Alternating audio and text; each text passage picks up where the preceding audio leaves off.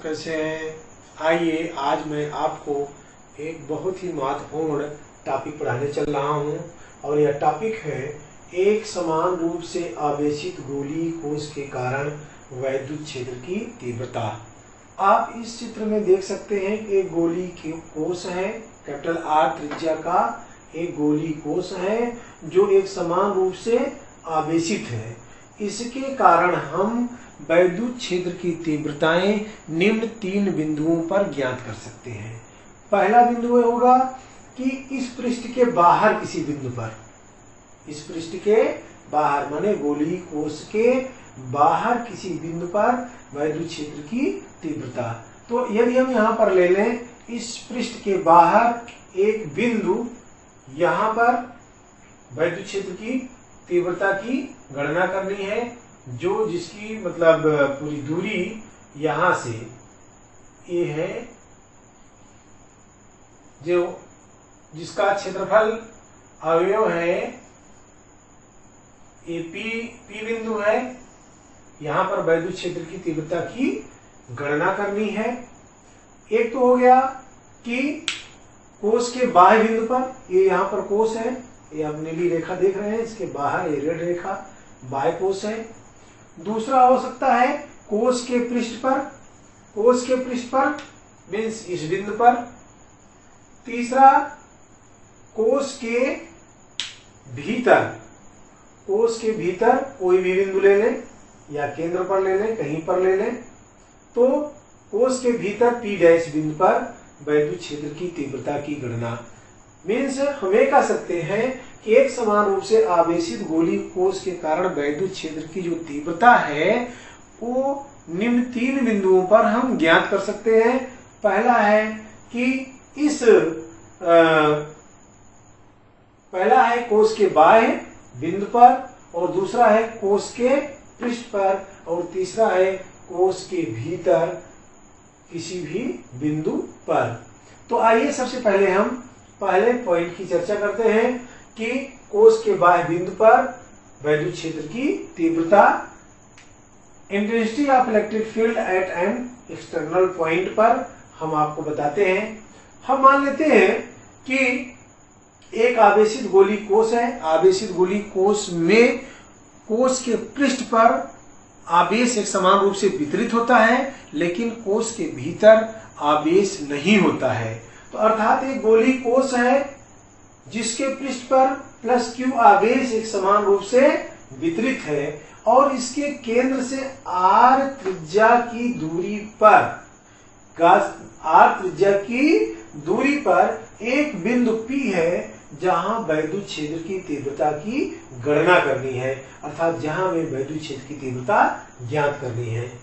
अब बिंदु P से गुजरने वाला, इस बिंदु P से गुजरने वाले एक हम स्मॉल r त्रिज्या का संकेंद्रीय गोलीय पृष्ठ के गासियन पृष्ठ का अनुभव करते हैं। एक गासियन पृष्ठ तो अंदर हो गया और दूसरा गासियन पृष्ठ ये होगा, ये है गासियन पृष्ठ माने बाह्य बिंदु का, ये बाह्य बिंदु का है। एक गासियन पृष्ठ बनेगा, मतलब ये तो इसका सरफेस है, और एक गासियन पृष्ठ जो है गोले के केंद्र के अंदर है। तो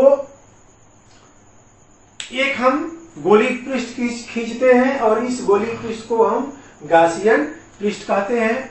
आवेश वितरण के सममित के कारण, आवेश वितरण, क्योंकि इस कोश के ऊपर आवेश वितरण जो है एक समान रूप से है, इसलिए गासियन पृष्ठ के सभी बिंदुओं पर, ये जो गासियन पृष्ठ है इसके सभी बिंदुओं पर वैद्युत क्षेत्र की तीव्रताएं समान होंगी, अर्थात वैद्युत क्षेत्र का जो परिमाण होगा वो समान होगा और दिशा इसकी त्रिज्यता बाहर की ओर होगी।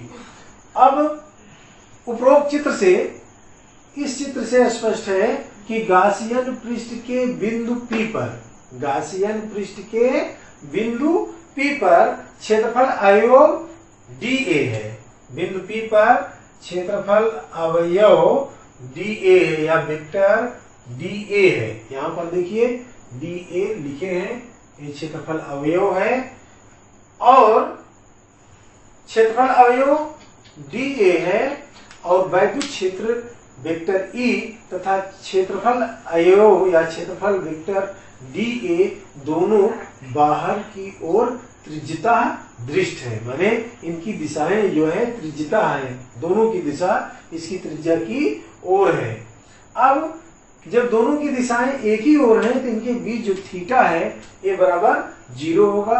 अवयव डी ए से होकर जाने वाला तब वैद्युत flux d phi E equal to vector E into D vector A, अर्थात इसको हम लिख सकते हैं E d A cos theta, E d A cos theta. आइए अब हम आपको इसके आगे बताते हैं कि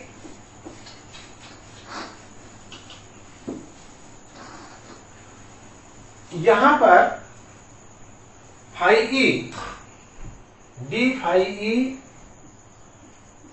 phi E is equal to vector E dot d vector A is equal to E d A cos theta क्या होगा 0 अंश, तो हो जाएगा कॉस 0 अंश।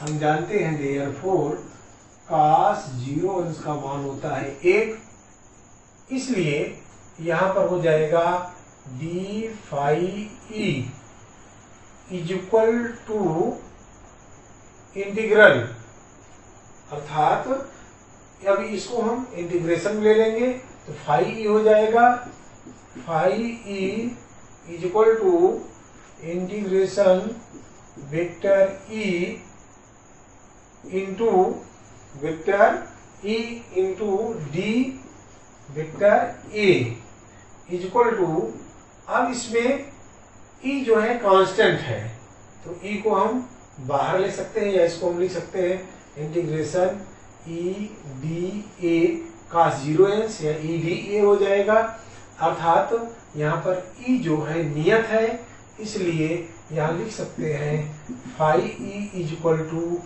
ई इंटू इंटीग्रल डी ए।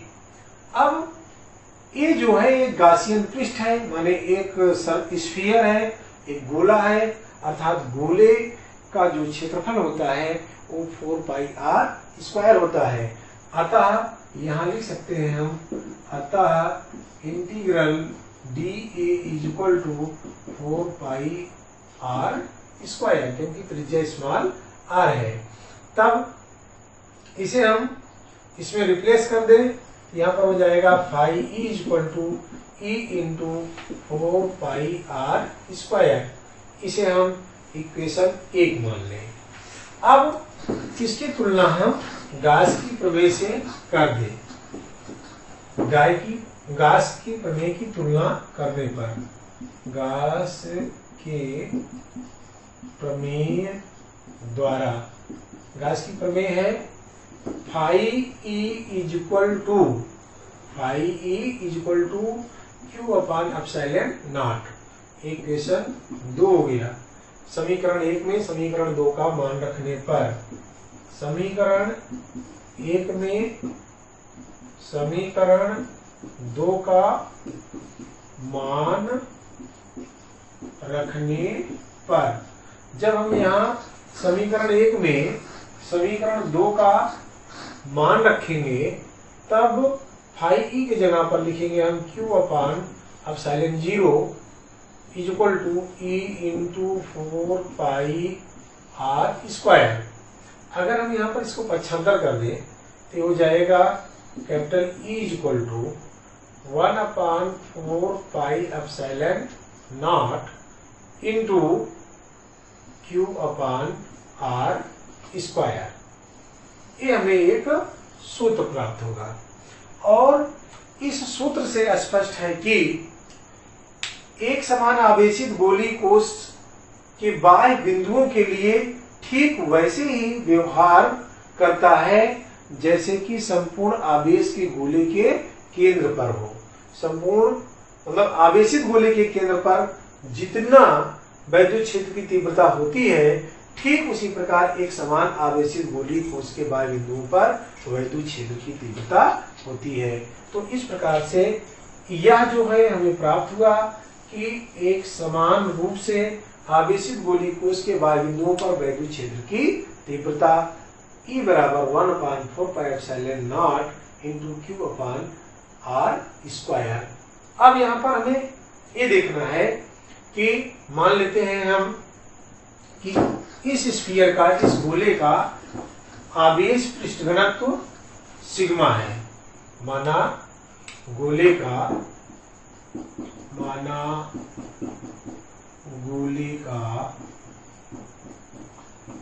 आवेश पृष्ठ घनत्व सिग्मा है।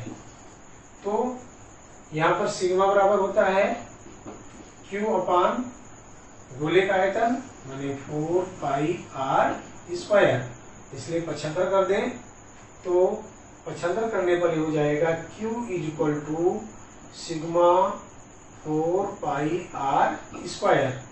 इसे हम समीकरण 3 मान लें और समीकरण 3 में इसको हम समीकरण 4 का मान रख दें।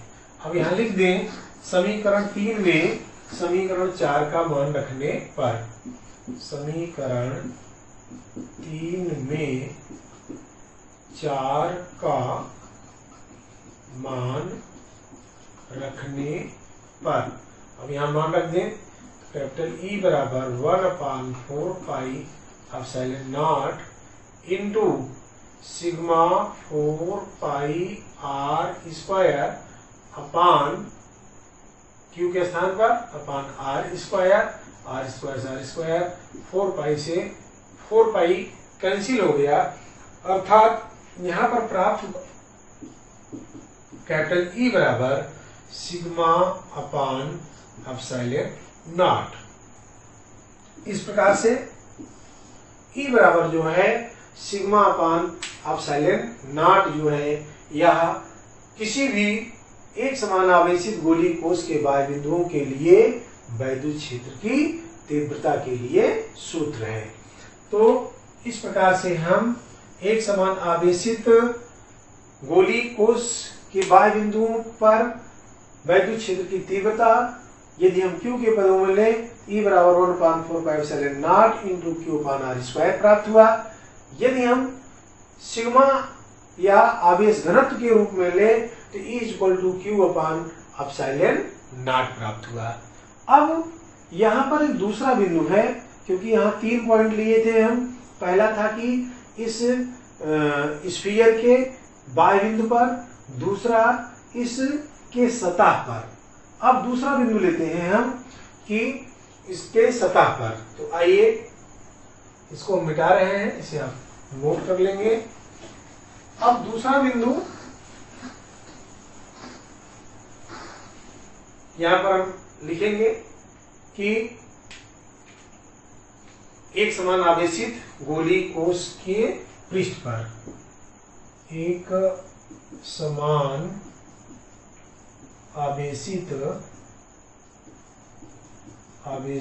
गोलीय कोश के पृष्ठ पर। अब ध्यान यहाँ पर ये देना है कि इस चित्र से यदि आप ध्यान से समझें तो चित्र से स्पष्ट है इन तीनों बिंदु, जैसे पहला है बाह्य बिंदु, तो बाह्य बिंदु पर आप देख सकते हैं कि small r is greater than capital R। अब सेकेंड पॉइंट है कि गोलीय कोश के पृष्ठ पर, जब गोलीय कोश के पृष्ठ पर लेंगे तब हम पृष्ठ पर इसी में यहां से यहां तक मान सकते हैं। ये r जो है यहां से यहां तक होगा, तब स्मॉल r बराबर क्या होगा, ये पहली कंडीशन इसकी है, ये इसकी दूसरी स्थिति है, और दूसरी स्थिति में यहाँ होगा स्मॉल r = कैपिटल R। अब हम क्या करेंगे, पहले वाले सूत्र में, पहला वाला सूत्र जो हमें प्राप्त हुआ था कैपिटल E बराबर 1/4πε0 इंटू Q अपान कैपिटल R², ये किसके लिए होगा, गोलीय कोश के पृष्ठ पर। अब इसका जो दूसरा सूत्र है, दूसरा सूत्र इसमें जहां E = सिग्मा अपान ε0 है, यहां भी इसमें परिवर्तन हो जाएगा। इसमें परिवर्तन किस प्रकार से होगा, देखिए यहां जो है, अब जो सूत्र Q बराबर रखेंगे हम, अर्थात आवेश घनत्व सिग्मा बराबर Q अपान अब इसका क्षेत्रफल होगा, इस गोले का क्षेत्रफल क्या होगा 4 पाई r स्क्वायर, यहां पर हो जाएगा 4 पाई r स्क्वायर, अर्थात Q बराबर इसमें हो जाएगा 4 pi sigma 4 pi r square,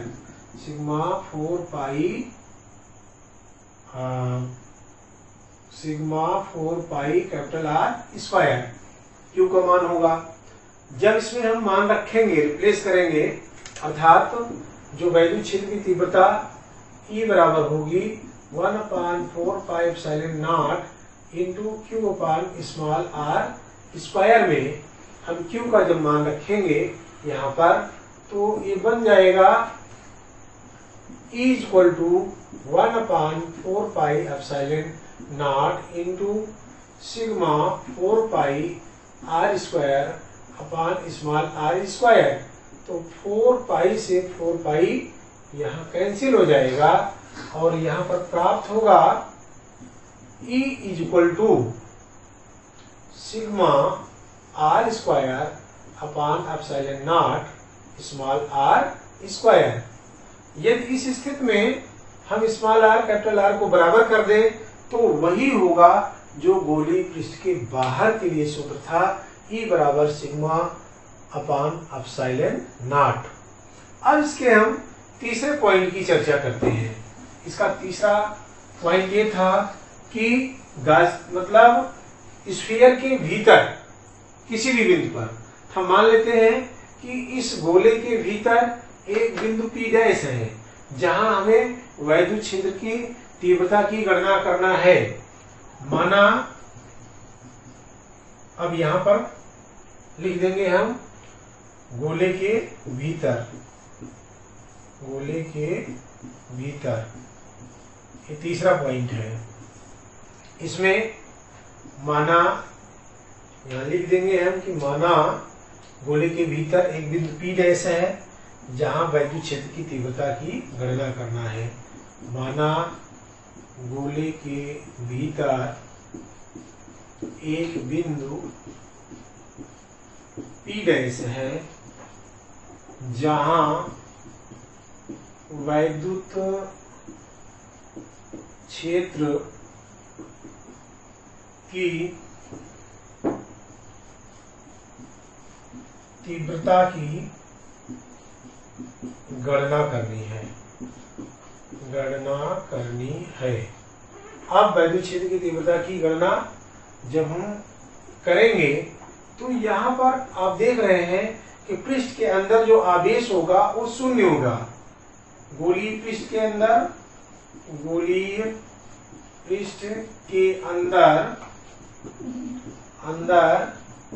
आवेश शून्य होगा। जब इसका आवेश शून्य होगा तब हम यहाँ के लिए जो सूत्र प्राप्त करेंगे या संपूर्ण वैद्युत फ्लक्स के लिए जो सूत्र प्राप्त करेंगे, phi is equal to vector E into D vector A, या इससे जो हमें सूत्र प्राप्त होगा phi E is equal to EDA cos 0, और जब इसमें हम तुलना कर देंगे माने cos 0 का मान शून्य होगा, या इस प्रकार से हमें एक सूत्र प्राप्त हो जाएगा E बराबर 1/4 pi epsilon nought into Q अपान R स्क्वायर। तो जब यहाँ पर Q 0 हो जाएगा, इस सूत्र में देखें, अब E बराबर हम लिख सकते हैं 1/4 पाई एप्सिलॉन नॉट इंटू 0 बटे R स्क्वायर। जब इसमें हम 0 से गुणा कर देंगे तो टोटल E इक्वल टू हो जाएगा 0। अर्थात किसी भी स्फीयर के अंदर, गोले के अंदर जो एक समान रूप से आवेशित है, तो उसके बाह्य सतह पर जो है एक समान रूप से प्लस क्यू आवेश वितरित है, लेकिन अंतः सतह पर आवेश शून्य होगा, अर्थात क्यू का मान शून्य होगा। इसलिए उसके अंदर जो है किसी भी बिंदु पर वैद्युत क्षेत्र की तीव्रता शून्य होगी। किसी भी बिंदु पर वैद्युत क्षेत्र की तीव्रता शून्य होगी। इस वीडियो में सिर्फ इतना ही। धन्यवाद।